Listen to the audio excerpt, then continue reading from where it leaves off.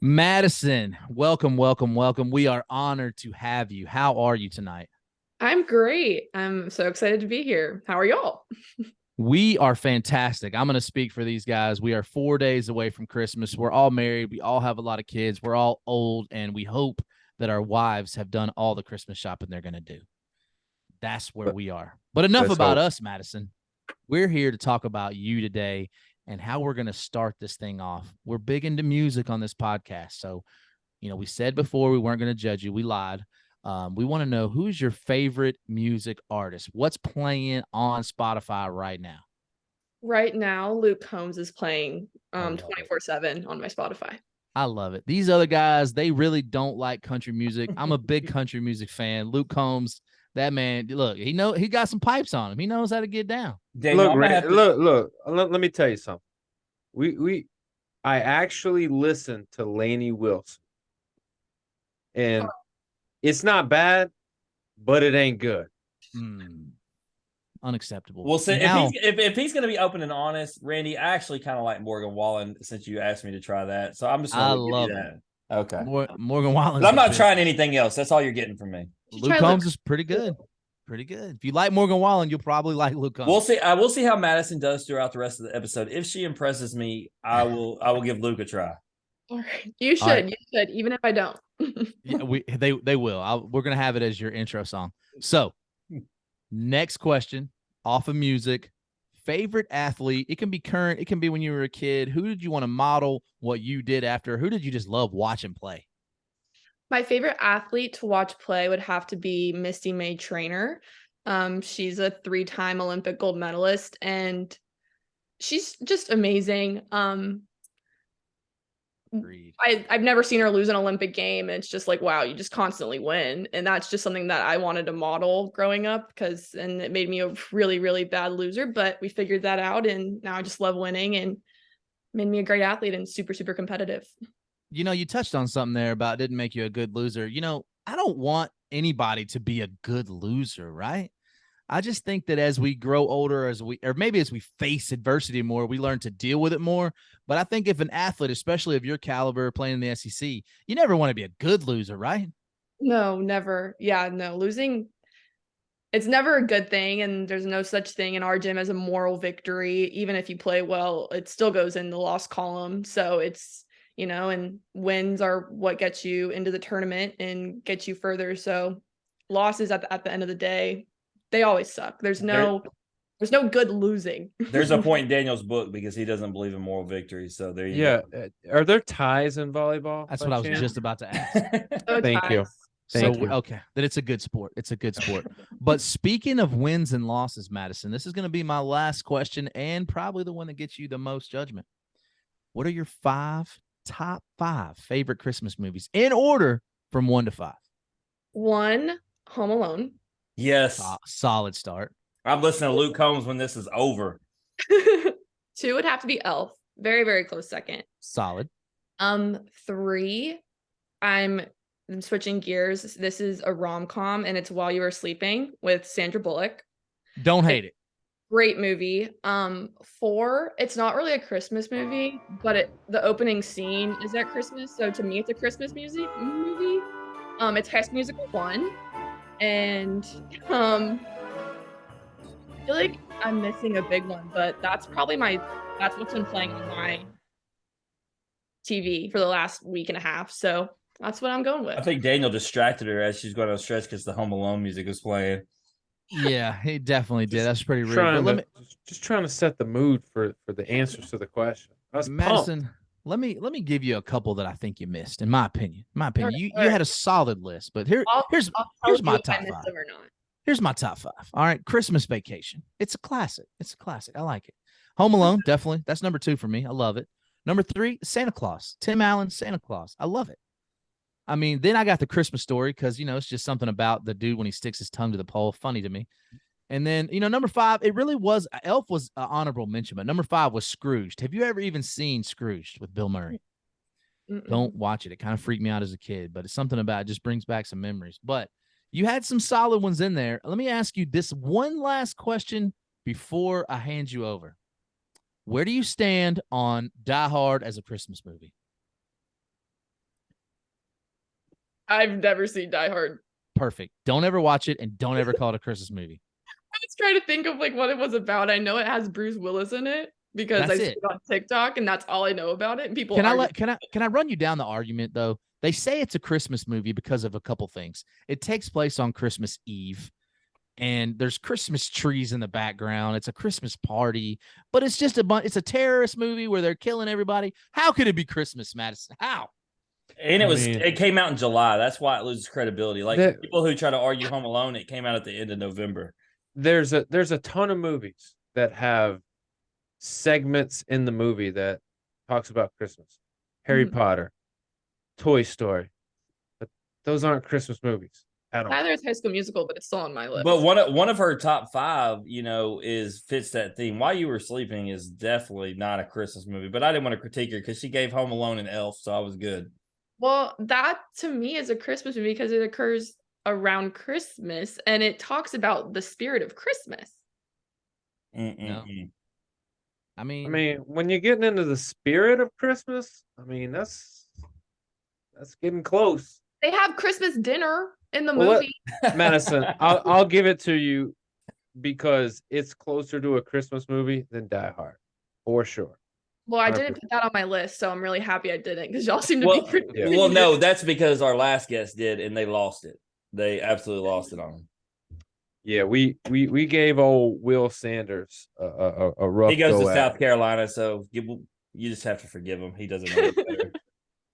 But enough of this. I think the ice has been broken. We're gonna stop judging you because now we want to hear more about you. We want to get the story, and the only place to start is in the beginning. So take us back. When you were born, where did you grow up? Where are you from? I was born in Michigan. I grew up in Ormond Beach, Florida, which is about an hour north of Disney. And I started playing when I was around 10. And yeah, it's kind of where everything starts, was in Florida, playing on the beach. All right. So, I mean, I'm familiar with Ormond Beach. Know where that's at, down in Tampa, not too far. Obviously, we all have kids, so we definitely know where Disney's at. But in the house, you got mom, you got dad, you got brothers, you got sisters. What's the dynamics like growing up? My dynamics are a little bit crazy. My mom and my sister, my older sister, Mackenzie, that's who I grew up with, the two of them. And then my parents are divorced. So up in Jacksonville, about an hour away, I have my dad and then my stepmom. And then I have 2 little siblings, Kennedy and Jax, and they're 6 and 7 years younger than me. So there's a bit of an age gap there, but still so much fun. Very, very sports, very, very competitive family, big Michigan fans, all of us. So yeah. So, I mean, you mentioned Mackenzie. I mean, obviously she plays at Tulane. We're going to get to all that. So we're going to put her on the back burner for a second. All right. But I want to talk about mom for a second. And shout out to mom. Yeah. Cancer survivor. Oh yeah. I mean, that's a big deal. I don't know how much you want to talk about it, but I at least want to bring it to light and give her a shout out, give her flowers, because that's amazing. But yeah, obviously through that journey, through that battle, it takes a lot of people and a lot of support. So what was your role in all of that? My role in all of that, it was honestly really, really hard. But that's kind of where my volleyball story starts, is with that whole situation. Because that volleyball became my escape from kind of everything that was going on. And my mom was diagnosed Christmas of 2014. And it was stage 4. So we didn't know, the prognosis wasn't great. And we knew it was going to be a long, bumpy road. So my mom wanted to get the best of the best. And that was going to Houston for treatment. And so my community at my school was absolutely fantastic. I got to miss every Friday of school, and either she would come down and see us or we would go up and see her in Houston. And on the weekends we'd play volleyball, and it was a really, really hard time. But that's kind of where my journey with volleyball started, was just seeing my mom and just kind of playing for her from a very, very young age. And that's honestly continued ever since I was 11 years old, because that's how old I was when everything happened. And yeah, and it was really hard because my mom, it was really just her like raising us growing up, her, and then my grandma helped us out so much. And so not having her in the house for 6 months was completely life-changing. It was just very odd dynamic. My grandma and my great grandma, actually, they were the absolute best. They lived with us, they took care of us, took us to school, did all of the mom and dad things that my mom had done for the past 11 years. And it's just been amazing. My mom is the strongest human ever. And, sometimes life gets hard and I just look at my mom and I'm like, she's made it through so much and she's the strongest human that I've ever met. So yeah. So it helps really put things in perspective, especially like obviously you're in school, you're a student athlete. Times are going to be tough. They're going to get challenging. You're going to have long days and even longer nights. And, the minute you start, maybe complaining a little bit or getting down on yourself, there's something that you can draw to. So that, that in and of itself is spectacular, and a great part of your story. And thanks for sharing that. Yeah, of course. You know, what was the age range? You said that was the reason you kind of got into volleyball. At what age were you when you were starting, that whole process? I was 11 when my mom was diagnosed, and that fall before was my first time ever playing. It was like through my little school/church league. It was very, very rudimentary, just go around to different middle schools and elementary schools and just play then. And yeah, so I was 11 when all that started. And then after that, it was my first like travel/club season. And then it just kind of, took off from there. So eventually, it takes off. You go to high school, there's club, there's travel, there's all those things. But talk to me a little bit about high school. You went to school in Florida and New Orleans. Is that correct? Yes, correct. All right. So let me read these to you because I find it fascinating because when we talk to guests all the time, we read off accolades and they just get blown away because they don't really remember or think about it. But let me, this is going to take a minute. I got to read it verbatim because there's a lot. Oh boy. So you excelled in both indoor and beach volleyball at Mount Carmel Academy. And we're going to get into the difference between those two. You helped lead Mount Carmel to a state championship as a junior and a semifinals appearance as a senior. You were named to the LHSAA Division I All-State team and the AVCA Under Armour All-Region team after leading the state in digs as a senior. Then at Spruce Creek in Florida, prior to moving to New Orleans, you hold a school record for digs in a season and was a 3-time academic all-state honoree. And by the way, just so you know, you're a brainiac in the classroom. You get after it in the classroom. You're part of the National Honor Society. You're an IB student. You graduated magna cum laude with a 4.7 GPA. That's it. Randy and Jim can't even count to 4. They didn't even know that you could get a GPA higher than 4. Look, there was a 0.7 in my GPA. I'll tell you that. But when I read it to you, do those things like you sit back and go, man, that's a lot of stuff, or you just like, it's just like it came easy to me. No big deal. Definitely did not come easy. Lots and lots and lots of hard work and sacrifice and all the things that athletes have to do to get there. But I mean, that kind of became the standard from a very, very young age. I knew I wanted to be the best at whatever I did, whether it was playing Monopoly with my mom and my sister, or it was, indoor or beach volleyball. I just wanted to be really, really good at it. And like I said earlier, I really hate losing. And so winning was a really, really big part of that, and going to 2 really amazing high schools where I got to win a lot and be a part of amazing teams with amazing girls and amazing coaches who just helped me develop even further was simply unbelievable, and I wouldn't change a minute of it. You mentioned Monopoly. I got to ask, what's your favorite real estate on the Monopoly board? What's when you're rolling the dice and you go, man, if I hit this property, I'm definitely buying it. And I'm trying to like set up shop on those? I don't know the names of them, but I know they're red. I think one is Illinois. Illinois Avenue, Kentucky Avenue, Indiana. Indiana. All of those I want so bad. I don't know why, but every time I'm like, yes. Daniel, I'm surprised I actually remember those because my daughter and son got so many different versions of Monopoly that are not the old school that I don't even, I mean, we don't play the old school anymore. It's like, especially my son, like being a superhero guy, you're like winning, I don't know, some space dimension plays. I don't know. Yeah, my family doesn't play the regular Monopoly anymore either because when we moved from like the Ormond Daytona area, we got Daytona Monopoly, so that's what we play now. And it just reminds us of our old town. And it's So like is Boardwalk like Daytona Speedway? Yeah, it's just stuff like that. It's super cute. All right, so I told you we were going to come back to, the volleyball. Tell me first. Let's break down beach and indoor volleyball. Yeah. Which is better, or which one are you better at in your opinion? Indoor. That's what I play. So indoor. Indoor. Which one is more fun? For me, indoor, but 99% of volleyball players you ask would probably say beach. I just feel like so indoor volleyball, there's no way I would be good at that. Like, I'm just not. Like, it's not something that I think is in my skill set. I don't know. I'd get hit in the face with the ball. Somebody would just drill me.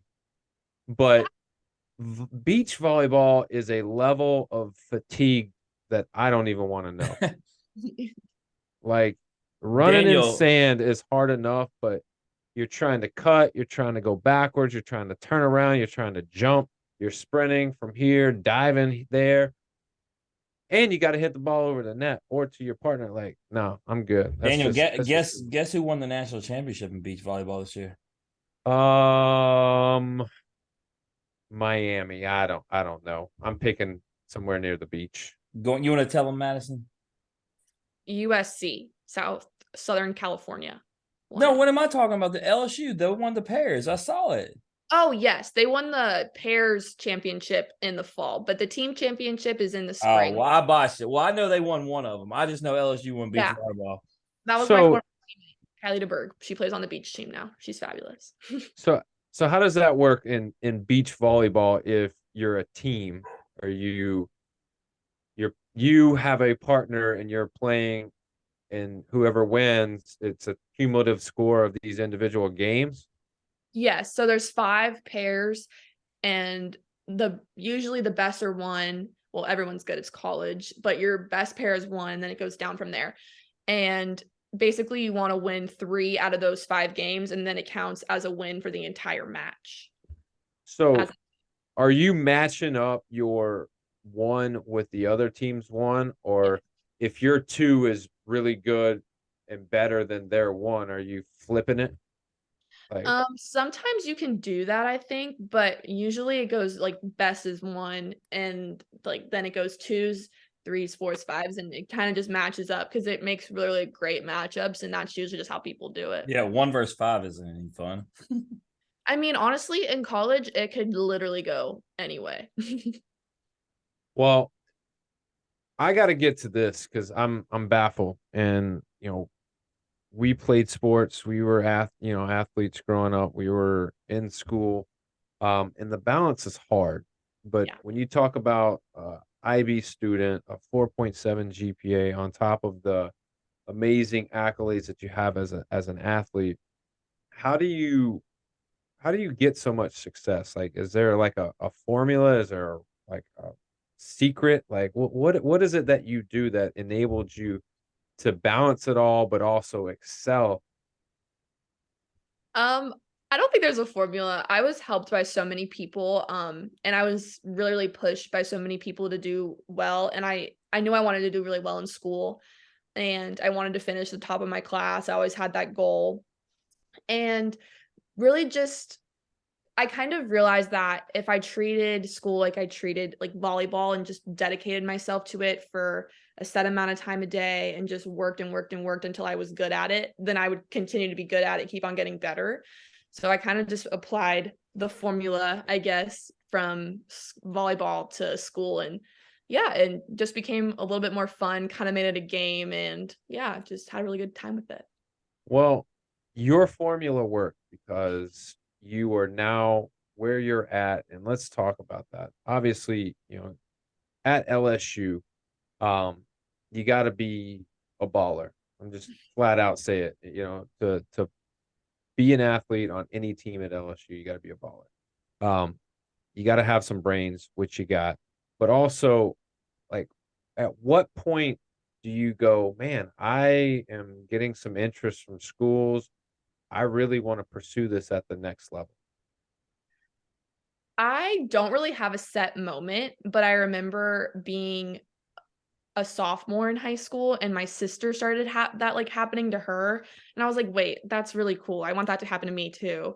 So a lot of that came from Mackenzie, and just because she's such a stud athlete too, and I was like, wait, I want to go to college camps and I want to go visit these schools, and people are interested in me, and it's kind of just like all of your hard work just starts paying off and being worth it.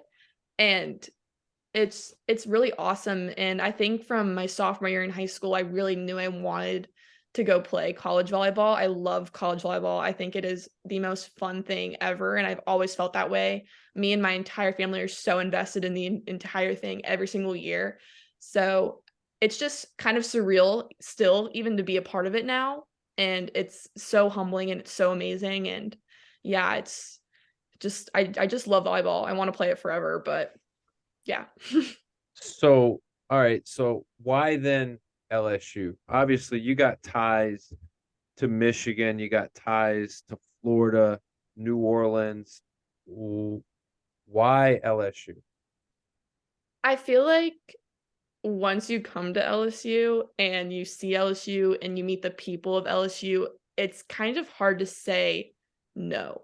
It is the most amazing place with it has the most school spirit ever. I will be walking in an airport with my gear on with my team, and random people will just say go Tigers, and you have so many people supporting you, and as an athlete here at LSU, the staff for volleyball, but also my professors, they're so accommodating, and they're always at the games, and in class the next day after the game would be like, great job, great win, or sometimes they're like, you got the next one, but still it's super super fun, and it's such an amazing place, and it's an elite volleyball program, and it's the SEC, so I could not say no. I absolutely agree. LSU is the best. They joke on me and say that I like more than one team, but that's not true. They do that because I go support athletes from other teams that we've had on this show, but it's LSU through and through. I'm hoping that's where my daughter picks for soccer. She actually got a letter from Bama today, Madison. So a little scary. Other schools are starting to get in the way. We'll see how it plays out. But you get to LSU officially as a student and an athlete. Are you more nervous or excited if you had to pick one? I think I was nervous for the first week and a half, and then after that, I was just so excited because we, as volleyball, we got there in the summer, and we trained with just the team, and after meeting the girls and connecting with them and all of that, just being in the LSU volleyball family, I was just so beyond excited. I just wanted to start season, start playing, and I've honestly felt that way ever since that after that little awkward period as a freshman when you come in, and then after that, it was just pure excitement. I was just so excited to start playing. Yeah, absolutely. And you talk about just LSU as it is as a school and a campus, and we talk about the sports.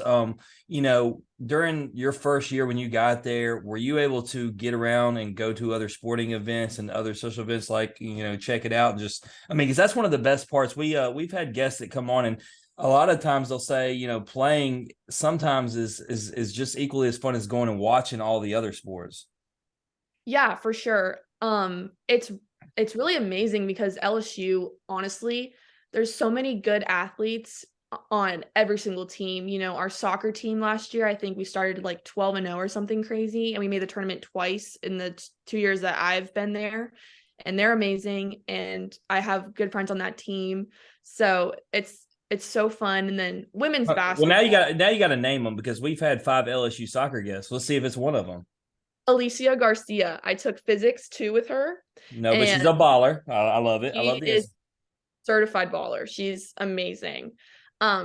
Yeah, she's awesome. And then women's basketball really, really got to go support them because they're just an awesome program. And it was just awesome to see a team go from, not doing well in the SEC to getting second overall. It was insanity. Have they now lost they score yet? like 150 a game. Yeah, have they lost yet, Randy? Yeah. They did no, lose? No. I didn't think they had. Yeah, they have not. They're still undefeated. Yep, still undefeated. And then obviously football. And, we have Olympians on the swim team and on the diving team. And then it's just honestly every sport. You have to watch everything. And then I'm sure y'all know baseball. But yeah. I mean, just if only you could have been at LSU a year before though and seen Joe Burrow. That would have been it though. But it's okay. Hey, baseball is going to bring a national championship this year. Don't let Randy tell you otherwise. And so be ready for it. Daniel said South Carolina is. I'm just saying. I don't think so. After Will Sanders' Christmas movie picks, I think he's out on South Carolina. I mean, that was every sport at LSU is just unreal. So I mean, it is just so fun to Absolutely. Go to. Well, let's get into volleyball. Let's get into your freshman season. So your best game came against Sam Houston State, where you had 3 aces. As someone who doesn't play volleyball but watches, an ace just looks good. It sounds good. I bet it feels good. What's it like getting 3 aces in a game? It's awesome. Honestly, getting an ace at any time in the college level is awesome because everybody is so good at passing. And anytime you put pressure on someone behind the service line, which is what an ace is, in case y'all probably knew that, but whatever. But no, do tell us. Okay, so an ace is just when you serve it and then the other side can't put it back to your side. So you get the point. Randy, I'm going to tell Ajani that you needed to be explained what an ace is. No, I didn't. I just want look. You tell Ajani that she didn't win another natty, so I don't know. Oh, so one wasn't good enough. One's not enough. Hey, true story, Madison. This girl came on here. I'm sure you're obviously familiar. You played Kentucky. Ajani Taylor came on here 8 games into the season, said we're going to win our first ever national championship, and we're going to do it, and we're going to beat Texas. Well. That's exactly what they did. And we brought her back on. I was like, you called your shot. Like she came on here and big timed it. So if you want to do that and do the same thing, hey, by all means, call LSU to win the title next year. We'll do it and we'll talk about it afterwards. Right. So there we go. So the season, obviously that first year wasn't the best for your team. Obviously, there was improvement, but we always like to find out, especially in that first year, what did you learn the most? I think in my freshman year, I learned the pace of the game on the court the most, and then off the court, what it's like being a part of a D1 Power 5 program and what that looks like and the scheduling, and then, with dealing with school and college and all those crazy things. And it was super, super valuable. And I had amazing teammates, amazing friends that left because of they were seniors and they graduated. And I learned so much my freshman year, but the craziest change was the pace from high school to college. It was like a whole different game. And that took a little bit of adjusting, but it's honestly been great. You haven't let those academics slip, have you? You're still balancing well? Yep, still doing good. Pre-med. Don't lie to us on this. Don't lie to us on this podcast now. I'm not. She said pre-med. I heard that. Yeah. Pre-med. Daniel said we couldn't count to 4, but he can't spell med. No. I'm good. So anyway, on this season, y'all turn it around. You make the second round of the NCAA tournament, but we got to start somewhere, and there's a reason why Daniel said we were going to hold off, because I want to talk about playing Tulane with your sister on the other side. I mean, what is that like? It was amazing, honestly. Obviously really great because we won and in 3 sets, but other than the win, it was just honestly such a surreal experience because we've been playing on the same side our whole lives until we got to college, and doing a scouting report against my sister, and I was just so excited for it. And were you giving tips to your teammates on your sisters? Let's be real. I mean, yeah. And I'm sure she's doing the same thing for us. We wanted the win, they wanted the win, but we got on top. Madison, we really get deep on this podcast, and I'm going to ask you, and you didn't lie about your grades, so who's better between your sister and you? I feel like we're very, very different because she's an outside hitter, which is her position, and I'm a libero DS, which means I don't hit at all, but she does. So if I had to go based on versatility, I would say Mackenzie. But if I had to go, I don't really know if there's another category, but I would give myself something. Very diplomatic answer. Please explain to me. We've got Christmas in 4 days. I have to be Madison, please explain to me how you are responsible for being on the floor, but you don't hit the ball. So a libero / defensive specialist, basically your primary job is the first contact. So like passing the ball in serve receive or digging a ball off of a hit or a block touch. That's your primary responsibility. And then the setter will come in, second contact sets up the hitters, and then third contact are the hitters who hit the ball, like AZ Teeler. Are you the one you're the one wearing the different color jersey, right? Yeah, that's my position. Yeah, gotcha. Tracking. So you're familiar, Daniel. You've watched enough to at least know that. Yeah, I got all that. She was like, I don't hit the ball. And I was like, wait a minute. You got to make contact with the ball. Look, she hits the ball, but not. Yeah. I've already done pictures for this podcast. She's hitting the ball. I got pictures of her hitting it. So when the opposing team serves the ball over, you're mainly the first person that's making contact with the ball. Yes. The dig, Daniel. The dig. Right. Well, so let me ask you this. Is the strategy then, if you're serving the ball, to serve it away from the libero? Yes. All right. So I guess I'm impressed because you're able to make contact with the ball knowing that they're trying to keep the ball away from you, and the court is big. There's people in the way, and I guess your players know that they need to make room for you to be the first to touch the ball, right? Yeah, and honestly, it really just depends on who they're serving and what their game plan is. And a lot of times serving the libero is not a part of the game plan because liberos are usually like really, really great passers. So, yeah. So let me ask you this then. Take me behind the curtain a little bit. You get mad at your teammates when they obstruct you, or they take the ball away from you, or like they block you and you can't do what you got to do? Honestly, no, because my teammates are extremely talented. So if they're taking the ball, they're probably getting a perfect pass. Okay. So you brought up you're going to have Christmas in a few days with your sister. Y'all ultimately won. No matter who's better, your team won. So, I mean, are we bringing up these bragging rights at the dinner table? Oh, for sure. And I've been talking about it nonstop since September. So she's ready. She's prepared. And yeah, so it's okay. I love it. I want to be a fly on the wall for that. But let's talk about. I obviously mentioned Johnny. We talked about our only other volleyball guests were her and Maddie Berezowitz from Kentucky, and so I wanted to talk about September 24th at number 15 ranked Kentucky. Y'all were able to go in their house and beat them. So talk about that. High ranked team, a team that had just won a national championship recently, to be able to go in there and get that win.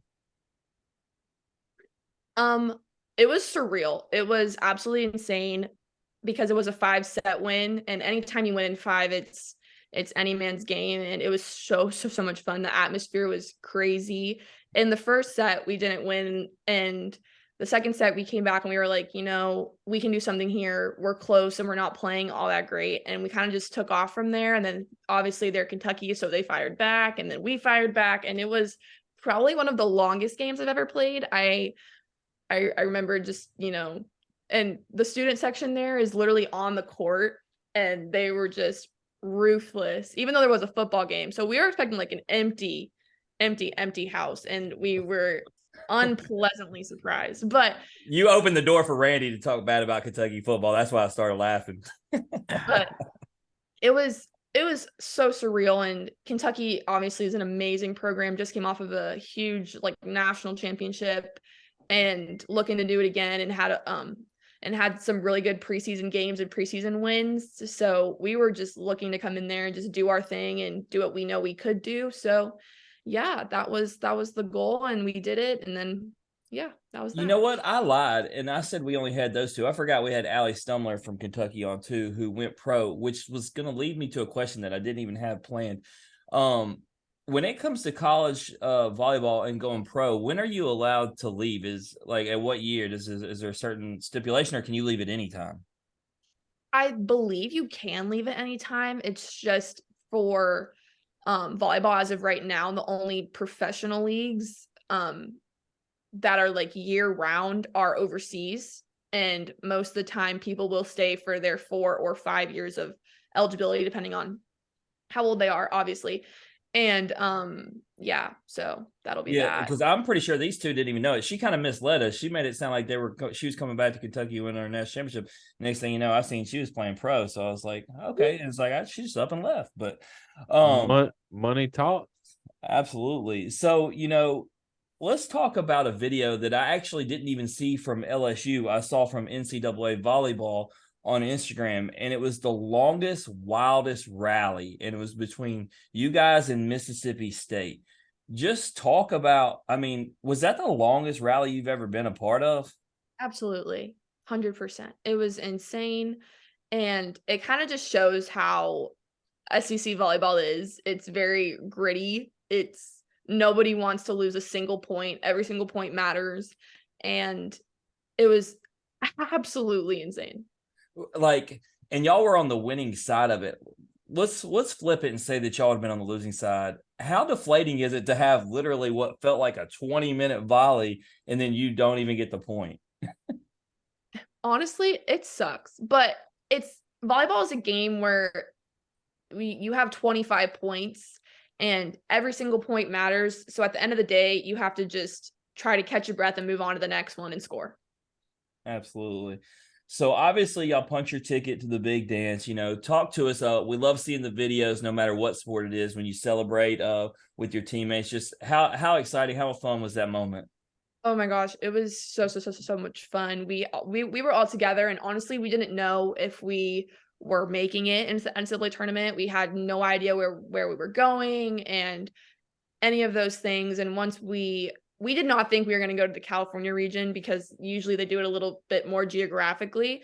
But honestly, we didn't care. We were so excited for the opportunity to go in and compete and just be a part of it, because none of us who had been at LSU the year before or had not transferred from another program in their college time had been to the tournament. So for the majority of us, it was our very first time going to the tournament. So it was just insane. It was absolutely great and would not change a thing about it. Yeah, so y'all draw Hawaii and y'all head out to Palo Alto for in the Stanford region, like you talked about. Before we get into the game, you talk about being able to go out to the West Coast. I love always seeing the teams and being able to do things. Were y'all able to go out and enjoy California a little bit before y'all hit the court? Honestly, yes, as a team. We didn't really go into San Fran or anything. We really just stayed in the Palo Alto area, and we had a really nice dinner, had some team bonding stuff. And yeah, because we got there on Tuesday and didn't play until Friday. So we had a lot of time to adjust to the time and had a lot of time to really just get into film and practice. And yeah, it was a really, really, really great trip. Yeah, so transitioning from the fun, y'all take care of business against Hawaii, winning 3-1. But then, the emotions can only last so long because you got to turn around and play the next day. So how does that work? You get the NCAA win, like you said. You didn't even know if you were going to make it there. You get there, you get that first win. But how long do you actually get to celebrate before you got to lock back in because you're immediately playing the next day? Yeah, I think Tanya, our head coach, said it best in the locker room. She's like, we're going to celebrate this one tonight, but you'll have scouting reports in the morning, and we're going to get into it and watch film if you can, get some rest, get some sleep. And we wanted to really, when we went to tournament, we didn't want to go there just to be there. We wanted to win games. So that was the ultimate goal at the end of the day. Yeah, absolutely. And so ultimately y'all end up losing to Stanford, which, you said there's no more victories, but they were a powerhouse, they're a juggernaut, you're in their house. And so, understandable. But what I want to know is, just like freshman year, what did you learn? And then also, what do you feel like you personally need to improve upon the most going into your next season? I think as a team, this whole experience just made us hungry for more. And being a part of the NCAA tournament is amazing, but we want to hang banners up for Final Four national championships. And I think that all starts this spring in practice and, just getting the absolute best that we can be before this fall, because by the fall, it is straight into games and traveling and preseason and all of those things. And personally, I just really think that I just need to lock in a little bit more on like getting more film and ready for like practice and really just knowing my opponents inside and out. All right, Madison, you are off the volleyball hot seat. So we're going to play a little game. All right. And here's the rules of the game. Pretty simple. You're really smart, 4.7 GPA. This will not take all your brain power. I'm going to give you two options. It's called this or that. The rule is you cannot say both and you cannot say neither. Are you down? I'm down. All right, so we're gonna start you off with a, usually it's like a really easy one. This one, I'm not sure if it's so easy. If you could pick between Florida food and Louisiana food, which one would it be? Louisiana. Like not even close. Like you didn't even have to think about that. Well, Daniel feels the opposite about it. So I mean, you never know. Not true. That's true. Louisiana's unbeatable in the food category. I don't even know what Florida food is. I was thinking the same thing. I was like, Fish. what is Florida food? Fish, lots But of I mean, fish. you could get red fish. snapper. No. Seafood is no. Look, we've had a million guests, so I can't think of who, but there was somebody. I actually think it was Dylan Cruz, the best baseball player in the country from last year. I think he said the food was better in Florida because he's from there. Well, we never.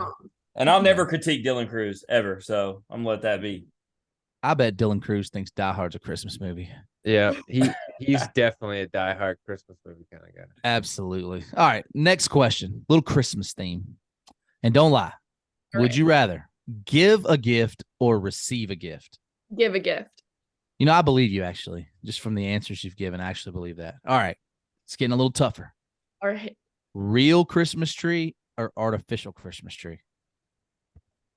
This might be a controversial answer, but artificial Christmas tree. I completely 100% agree with you. Nobody's got time to water. I can't disagree with y'all anymore.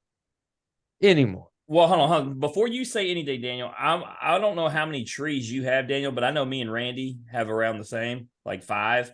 And I couldn't imagine having real Christmas trees, having 5 of them. So it just can't happen. Look, I ain't trying to have a Christmas tree farm in my house. It's called a Christmas tree, not Christmas trees. No, you got to have. Who are you to tell us how much happiness we can have in our homes?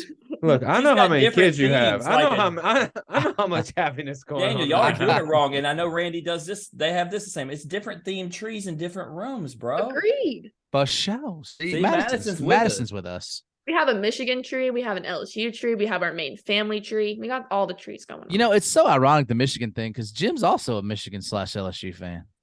This is the one where he actually is right. So Randy's known me longer than anybody. He's known me since middle school. When we first met, I was a Michigan fan. I did not become an LSU fan until later. So he actually is right on this. Yeah, I'm kind of the same way. Kind of grew up, go blue. And then honestly, no, I still love Michigan football. The irony is, so that's where I was going to go with this. You brought up Michigan football. The irony was I sent them guys a joke the other day, and I said, you know what? Just because it fits well this year, I'll be a Michigan fan. It's good. Absolutely. You have to submit to all the Ohio State losses to be a Michigan fan. Oh, I love those. I love every I suffer because while we're going to do that, Randy, you often forget Daniel was an Ohio State fan. Oh, I don't forget. And so he actually got to. So you say that, Madison, I had to sit there and listen to this guy talk about his team beating me every year. So I understand. All right, Well, Madison. That was to just pardon your soul a little bit. It worked. All right. So now put yourself in the receiving a gift mindset, right? Would you rather receive a lot of small presents or one big expensive present? A lot of small presents. Okay. All right. I don't know if I believe that. I want something really expensive, just like one time. You're so bougie, dude. Yeah, man. Like, buy me like I want to be one of that commercial where they like go buy their husband a Mercedes or something. They don't even ask the significant other. I just want that. I want to walk outside and see a Lamborghini in my driveway. And you know what, Randy? I always thought who actually does that. And since my daughter doesn't listen to our podcast, I can't believe that's actually going to happen in my house on Christmas. Madison, my daughter just turned 16. This is going to be the only episode she listens to. Yeah, she got a car. There's going to be a car out in the driveway with the bow on it and all that. And I'm like, I've made fun of those commercials my whole life. And here I am. And what's wild, Madison, it's a Mercedes. No, it's not. No, it's not. Taylor, if you're listening, it's really a Corvette. Congratulations. You did it. As of today, it's a Corvette. Whatever gets in the driveway, I don't know. Oh, no. All right, Madison. This is getting into some really some every episode questions. Beach or lake? Beach. I feel you. I'm with you. Florida. All right. This is a Madison question. Definitely put in it for you. English or math? Math. Oh, absolutely. I put it in there, Randy, as soon as she had the 4.7. There was going to be an academic question in there. Absolutely. But the only thing English. I love reading and I love English. But what's your favorite book? Pride and Prejudice. Jane. Such a classic. Such a classic. What's your favorite math equation? No, I'm just kidding. I'm just kidding. All right. Formula? No, I'm kidding. If you could pick any concert or any sporting event, which would you pick? Any sporting event? So I would anyone. I mean, I would go to the Olympics. Does that count as a sporting event? Of course, yeah. There's like so many sporting events, but I would go to the Olympics. We're gonna narrow it down. You're at the Olympics. What is the one thing you can't miss? The women's indoor volleyball. Of course. United States. Would you say winter or summer Olympics is more entertaining? Summer, man. Well, I'm actually curious because of that question, because obviously we were talking about indoor and beach volleyball. So are they both played during the same, or is one and one the other? They're both summer. Okay. All right, that could have made it harder. Yeah, that could have made it really hard. All right, you picked a sporting event, you picked Olympics, we get it. But if you could go to any concert, who would it be? Luke Combs now. I feel you. Not bad. Since we already expected the Luke answer, who's with Luke? You got to. Who's coming with Luke? Who's that best concert ever? Morgan Wallen. There it is. All right, last two. See the future or change the past? Change the past. All right. What would you change? A lot. All right, one thing only. I would get a 4.9. Is that even possible? Probably. I don't know though. If I could change, I can't pick just one thing. Well, that's what's interesting about you saying change the past. 99% of the time, no one says change the past, right, Randy? She's got this stellar past, and she's going back to change something. I would go back and we would beat Stanford. Beat Tulane by more than what you beat. We beat them 3 sets, bro. I mean, you can't get any worse. She said Stanford. That's a smart one. Yeah, I'd go back about 3 weeks ago and beat Stanford. Now, fair enough. All right, last question. This is a staple question. Massive success on accident or modest success on purpose? Modest success on purpose. All right, let me break this down for you, Madison. This seems like that's a really honest answer, and I appreciate honesty, but if I was to give you this scenario this way, she's gonna get this because she's a math person. Exactly. If I was to give you $100 million, or I said you can earn $20 million, which are you taking? Okay, you would take the $100 million, but how much of it is getting taxed? No tax. It's cash. This cash. We're off an island. The same amount that's getting taxed on the 20. Earn 20. But what if the 20, because I earned it, has no tax? Neither one has tax. Okay. Good question. Only smart people would break this down like this, Madison. But listen, you would be shocked. Maybe you wouldn't because you're smart. How many people still say, well, of course I want to earn the 20 million because then you could go earn more money. But now they have 80 million less dollars. Well, what if it was 20 million playing volleyball? Would that be the answer then? But I would still give you 100. If you gave me 100, then I could go. But you wouldn't be playing volleyball then. But If you gave me 100, I could go earn 20 million off of my modest success. Oh, she found a way around us. I sure did. That's like saying neither or both. She's disqualified. Oh yeah, I did. Sorry. It's all good. All right, Madison. Before you leave, anything you want to plug or promote? Everyone watch LSU volleyball August of 2023. I hope everyone gets season tickets and everyone should get number 6 jerseys because that's my number. Boom. That's right. Y'all go out there and look. This is what I want everybody listening to do. Going over to Instagram. If you want to know what Madison is doing during the weekend on a random Tuesday, playing volleyball, hanging out with her friends, you name it, going over to Instagram at Madison P. Martin. Or if you just want to follow her on the volleyball court, knowing what LSU volleyball is doing, go to at LSU volleyball. You'll check them out. You'll see it. Madison, appreciate you coming on. Awesome episode. One of the best by far. And I'm not just saying that because you're here. I truly mean it. If there's anything we can do for you along the way, please reach out to us. Thank y'all so much. I had so much fun. Best of luck in 2023. It's I think the season next, like, you guys got a bright future. I can tell. Yeah. Stanford ain't gonna be a problem. Tulane ain't gonna be a problem. Texas, none of those teams gonna be a problem. San Diego, Louisville, man. Forget all those look teams. at you spitting that knowledge. You know who the good teams were. All about LSU. So nonchalantly. That was awesome. Hey, I do research every now and then. So, but that's Madison Martin, everybody. If you like hearing her story or you just like hearing us average Joes talk X's and O's, please like and share the podcast on Facebook. Retweet us on Twitter. Listen and subscribe on Apple Podcasts, Spotify, and Anchor. As always, comments, ratings, feedback, likes, hugs, all of it, DMs, you name it. Give it to us. We'll take it. We want all that smoke. But this was the season finale, and what a season it was. We got so much in store for next season.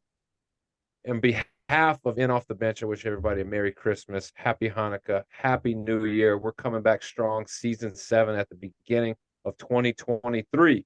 This has been the In Off the Bench podcast. As always, remember, strong body, sharp minds, grit and grind all the time. We're out.